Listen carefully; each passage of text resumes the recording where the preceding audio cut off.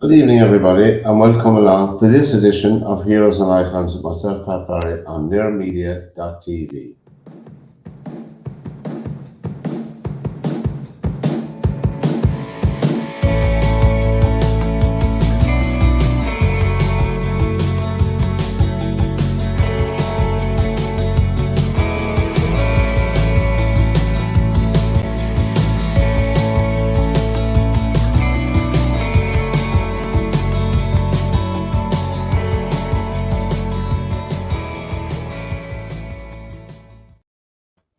And welcome along to this edition of Heroes and Icons again. It's been a while since we did one, but this is series 2 of Heroes and Icons, episode 8 in the series.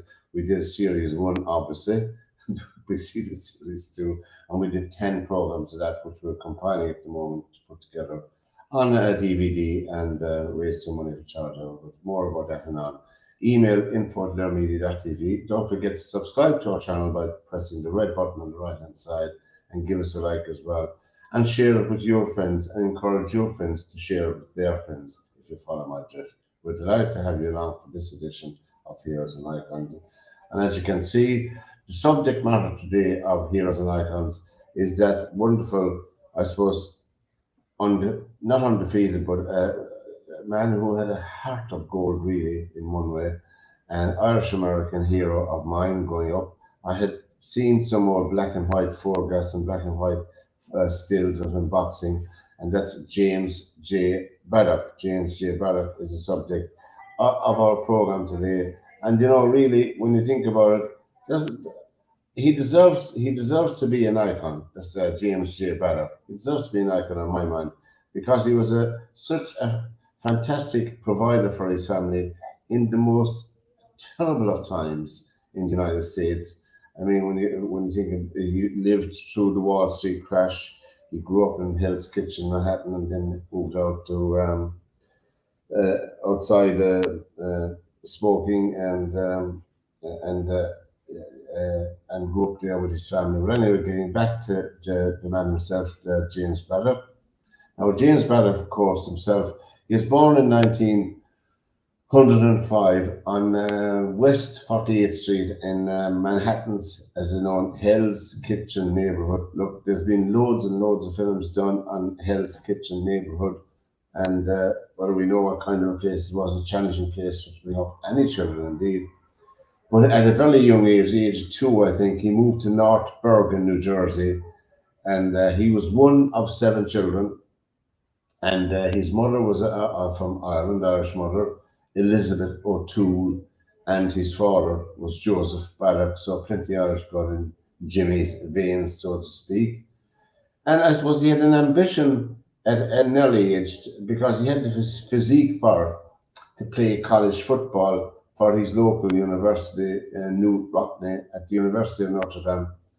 Now, this, as he admitted himself, Jimmy Braddock, quite candidly and openly, as he admitted himself, well, he said it didn't happen, as he said he had more brawn than brains, putting himself down. There was no need for that. But anyway, for Jimmy himself, but a fantastic character. Now, I suppose he started his career in boxing then, and as I said, he was born in 1905, towards the turn of the century. And he began obviously as a light heavyweight. And his first fight in the ring occurred on November 27, 1923. And he turned pro then at the age of 21. So after 3 years knocking around the place, I mean, it was a tough time, it was a tough career to have, He had a pretty solid record of 44 wins, 2 draws, and 2 losses, with 21 knockouts. So decent enough, At the age of 23, then he pulled off a major upset, and you can read about all these fights in your history if you want. To be too long a program to go into the details of all these fights, but suffice to say, there was a guy who was on the up, very much rated, Tuffy Griffiths, and he knocked him out when he met him. And then in 1929, he earned a chance to fight for the title. But well, people say he narrowly lost to Tommy Loughran. Now, Tommy Loughran was a fantastic fighter. Over 15 rounds, the decision went for Loughran. But I don't know myself, after looking at the fight again, not recently, but having watched the fight, and my dad was into boxing all his life, so I had a huge interest in boxing. But looking at the fight again and looking at the way it panned out, well, you could be generous and call it a draw, but that means that Loughran would have kept the title either way. But Braddock he greatly impressed a lot of people who were at that fight, but he badly fractured his right hand in several places during that fight. So really and truly, I mean, I suppose himself, it was a depressing time for him. There's no doubt about it. For Jimmy Braddock himself. So anyway, the healing process at that time, I don't know how it put it, but he went back into the ring anyway, and then he had 33 more fights. I know we're skipping right through here. And he was less successful in those. So of those next 33 fights he had 11 wins, 20 losses, and 2 draws. So then the Wall Street crash came, and his family and himself were living in poverty during the Great Depression. And of course, Jimmy Braddock there was no boxing, no money for boxing, no money to promote fights or anything like that. The only thing he knew. And so he gave up boxing. That was 1929 at the age of 24, yeah. And he went out working as a longshoreman. And then, due to the frequent injuries to his right hand, which was a week after that fight with Tommy Loughran, he compensated for that then by using his left hand a lot more. And this is important later on in the scheme of things. And it gradually became stronger than his right hand. And then, of course, not Tommy Loughran, but Jimmy Braddock, he always remembered the humiliation himself. He was a proud man of having to accept government relief money. But he was inspired, really. His inspiration came from the Catholic worker movement. It was a Christian social justice organization founded by Dorothy Day and Peter Moran in 1933 to help the homeless and the hungry. And then, of course, you can read all this in his story.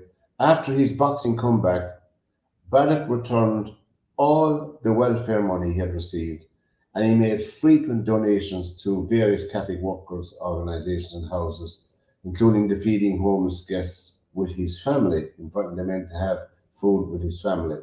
Anyway, I suppose getting back to Jimmy Braddock himself. I mean, obviously that was just in time, not alone for Jimmy Braddock, but the social cohesion and all during the Wall Street crash and all the ramifications it caused in society and in families, and the huge upset it caused. And indeed, of course, Jimmy then had a growing family himself, and there's a lovely picture of him there with his wife. I hope you can see it, and really, he's showing off his wonderful left hand that he built up during all those years when he was working on the dock, so to speak. And there is another lovely one there of himself and his wife and kids there, But Jimmy Braddock then, of course, went back to boxing. And of course, James J, he wasn't born, he was born James W. Braddock, but he came to James Braddock was named after one of his heroes himself. His dad was James J. Corbett. And the other J that Jimmy inserted into his own name was a testament and an inspiration from the wonderful John L. Sullivan. So that's where his names came about, James J. Braddock. So the James for Jimmy Corbett, and of course John L. Sullivan, who was I think we covered him in series 1 of Heroes and Icons as far as I know. That's John L. Sullivan. Now, in 1934, of course, then Jimmy Braddock decided to have another crack at boxing. So he was given a fight with the highly regarded John Griffin, or John Corn Griffin, as his nickname was. And Jimmy Braddock was intended simply as a stepping stone in Griffin's career. So that'll tell you how much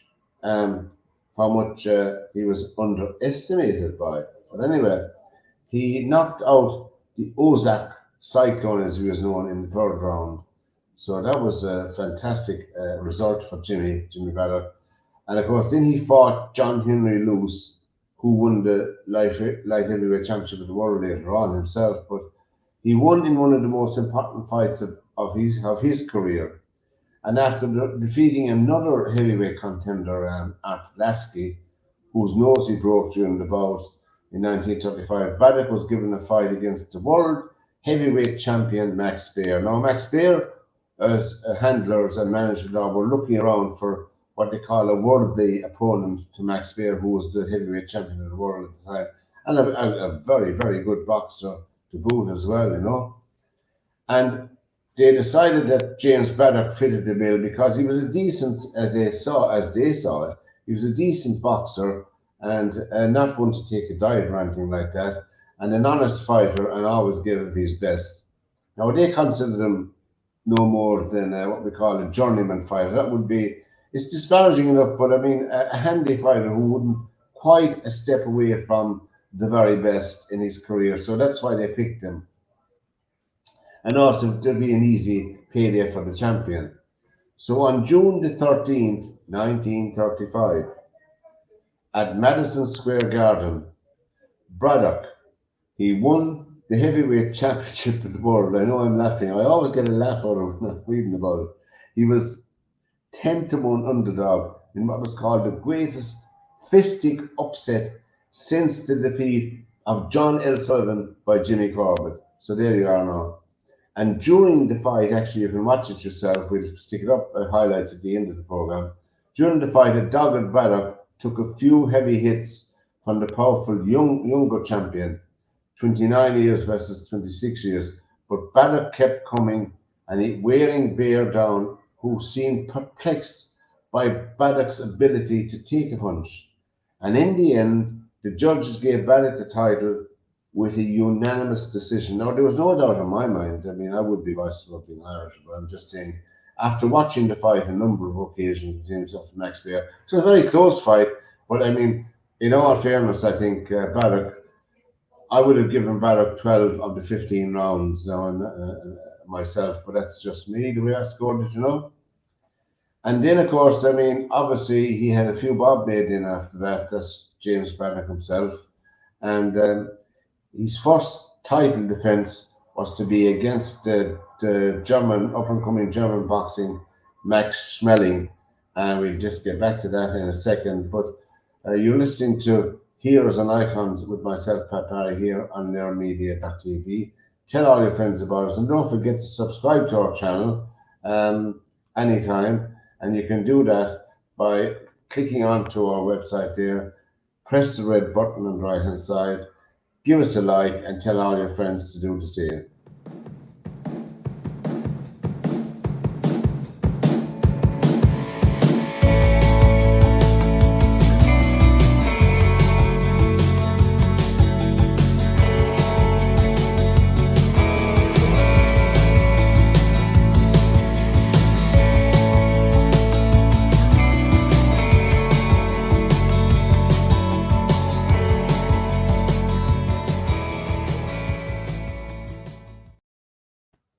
So there you go, then. And his first title defense, as we said before the break there. I hope you're enjoying the show and tell all your friends about us. And don't forget to press the red button to subscribe to our channel. We want to get the subscriptions up to 1,000 and rise after that. I was against Max Schmeling in 1937.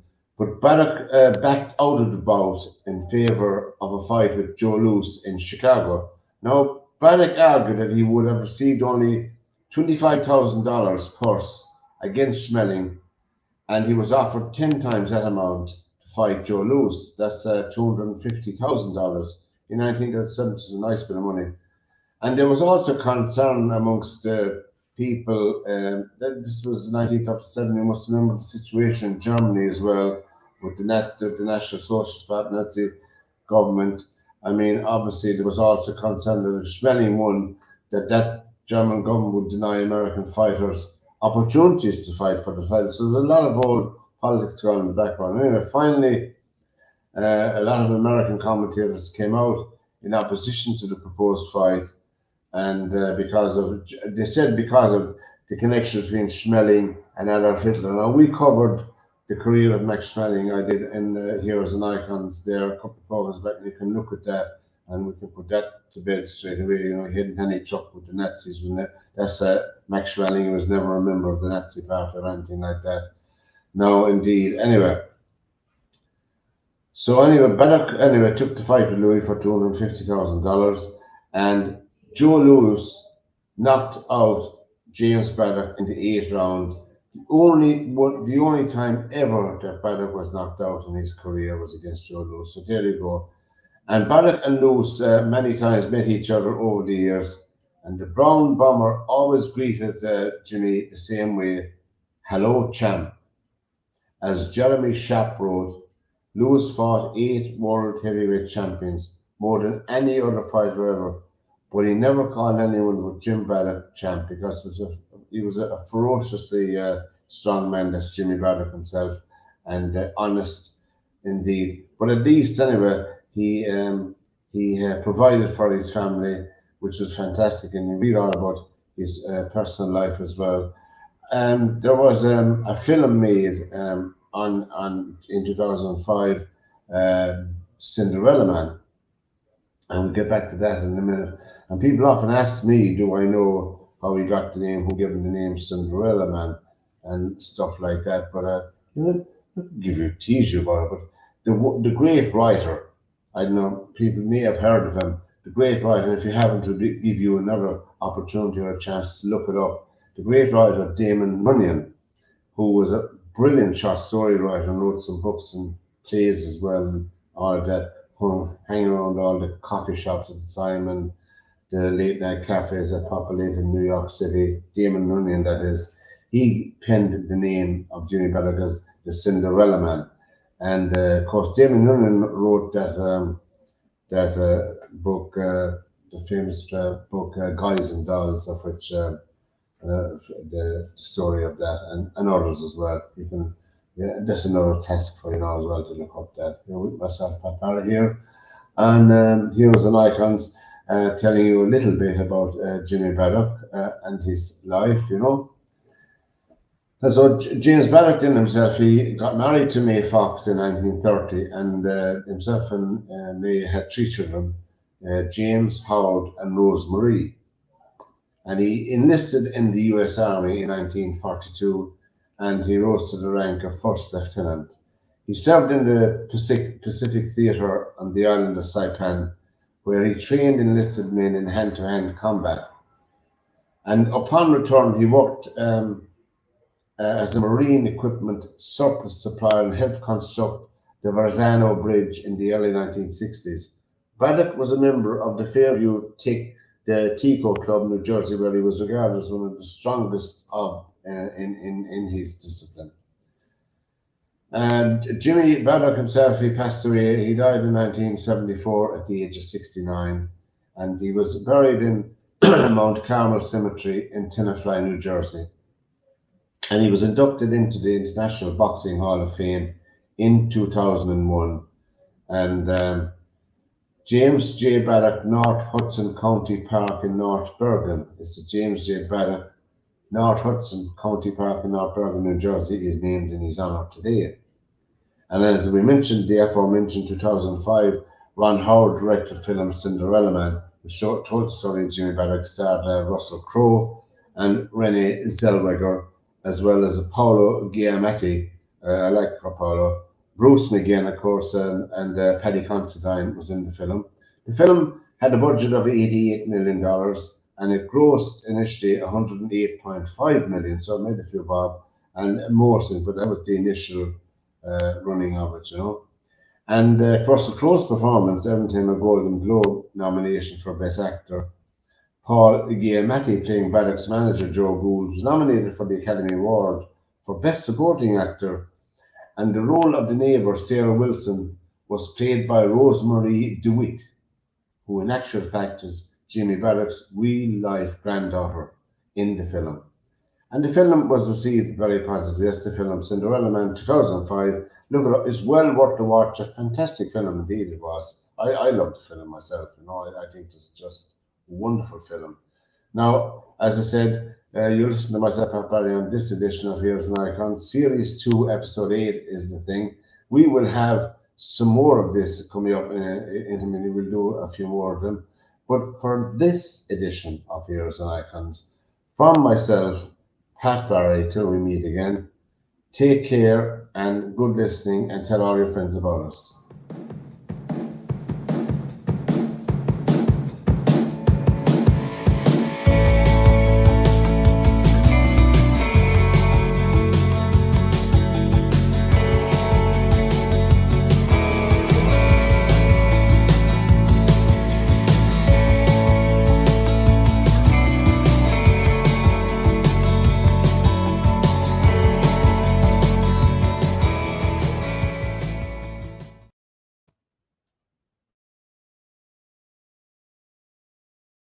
Comeback man, and he lands the first purposeful punch of the fight. Oh, good right hand from Braddock. Quite opening to the fight, and it has to be said that Bear hasn't done too much so far. Feints to throw the left to the head and follows up with a left hook to the body. No respecter of reputation. Body shots from Bear. Braddock coached and taught in the sport by Joe Jeanette.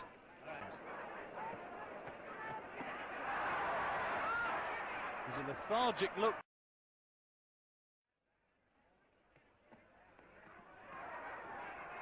Good body shots from Bear.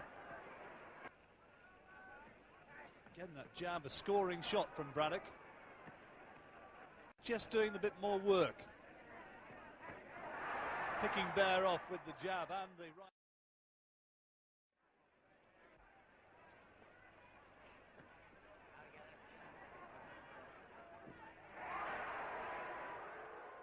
Good solid hook to the body. But just doing enough.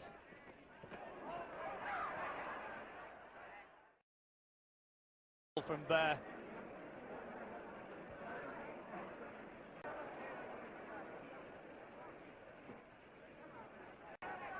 Braddock totally outboxing Max Bear. Bear going flailing in, trying to throw the big right hand.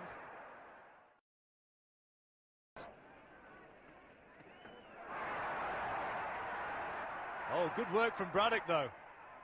And at last the crowd get a little bit of toe-to-toe action to cheer on. Snappy jab from Braddock.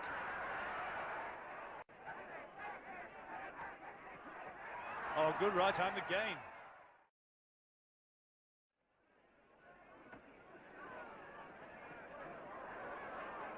Body shot from Bear. Braddock wanted a little bit of help from the referee in there.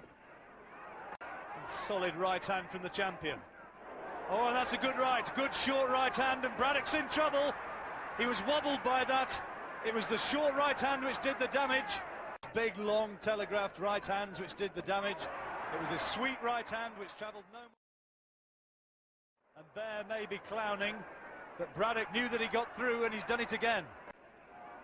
And realising that against all the odds, but no good doing it if you don't follow up with a decent right hand. Maybe that training injury is stopping Bear stepping in. Braddock picking him off as he comes forward.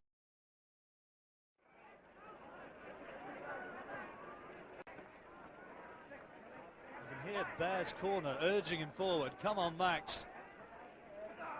But no real sign, real meaningful shots being thrown inside. Of use of the head from Braddock. James Braddock can just find the self-belief. Is he going to become the world champion at the age of 29? Rags to riches story.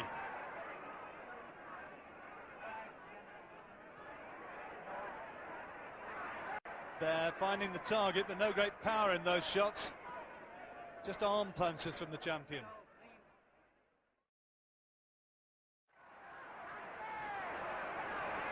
And at last, the action starts to warm up. Bear maybe has been told by his corner, look, Max, you've really got to do something about this.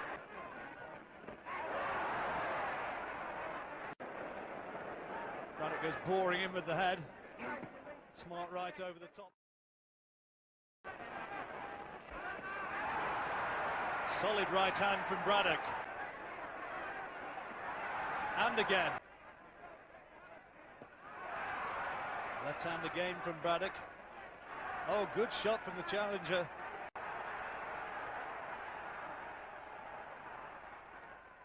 But it's not enough. Round 13.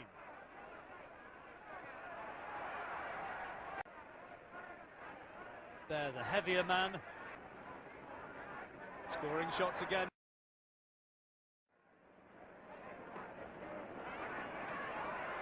Solid right hand from Bear.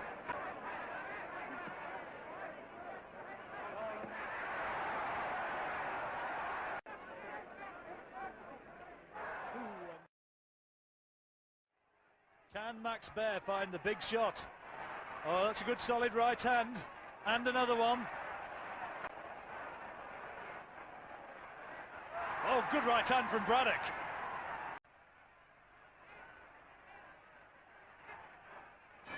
And Braddock, maybe, as the two embrace, maybe he's pulled off one of the great comeback stories of all time. The winner and new heavyweight champion. So the celebrations begin. Braddock's won it. Max Bear failing in his first defence. And James J Braddock from New Jersey, aged 29 in his 84th professional fight.